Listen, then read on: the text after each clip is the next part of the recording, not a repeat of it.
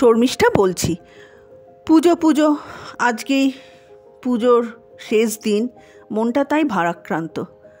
আজ সরস্বতী মায়ের বিসর্জনের দিন, কিন্তু আজ যেহেতু মঙ্গলবার তাই আজ বিসর্জন দেওয়া হবে না। একদিন মা আমাদের সঙ্গে থাকবেন।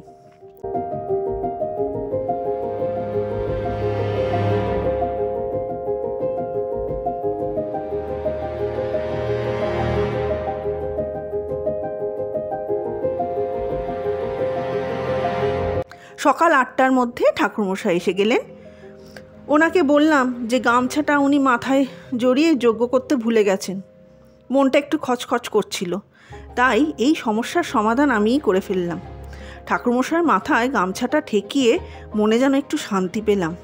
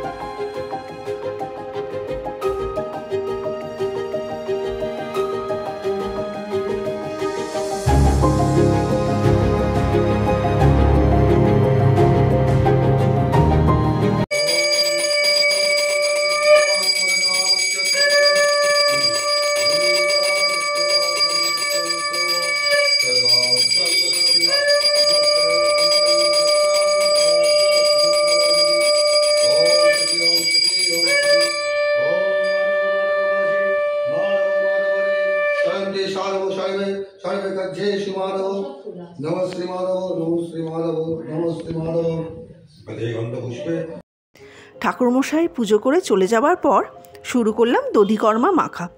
দধিকর্মা মাখতে লাগে চিড়ে, মুরকি এবং মিষ্টি দই।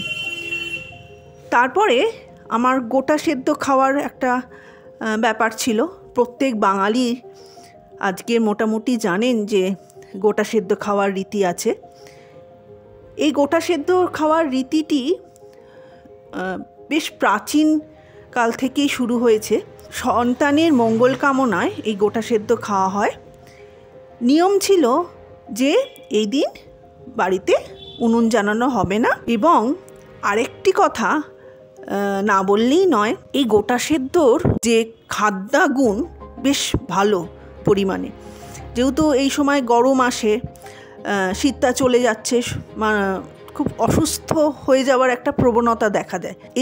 এই রেসিপিটা খেলে, মানে এই খাবারটা, গোটা সেদ্ধ খাবারটার মধ্যে সব কিছু আনাজ তো সেদ্ধ করা, তার মধ্যে মশলাপাতি কম, সেজন্য খেয়ে অসুস্থতা নিরাময় করা যায়। এরকম সিজন চেঞ্জের সময় যেরকম অসুস্থ হয় মানুষ, সেটা থেকে নাকি উপকার পাওয়া যায়। যাই হোক, এই গোটা সেদ্ধ আমি আমার মায়ের সাথে ভাগ করে খাই, তাই যথারীতি সেই আনন্দ উপভোগ করার জন্য আমি চলে গেলাম মায়ের বাড়ি। মাকে আমি একটু বলেছিলাম যে মা একটু ভিডিওতে কিছু বলবে, কিন্তু দেখলাম মা ঠিক স্বাচ্ছন্দ্য বোধ করছেন না। তাই মায়ের ইচ্ছেকেই প্রাধান্য দিয়ে বললাম, ঠিক আছে মা, তোমার যেদিন ইচ্ছে হবে বলো। বাড়ি ফিরে এসে একটু আমি আর সোমনাথ মা সরস্বতীর কাছে একটু ছবি তুললাম। এইভাবেই দিনটি কাটালাম।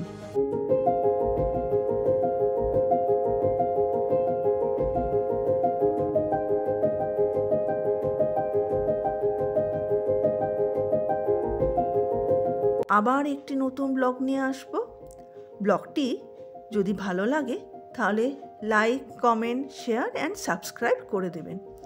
আশা করি এই নতুন পথ চলার সঙ্গী হয়ে আপনারা আমার পাশে থাকবেন।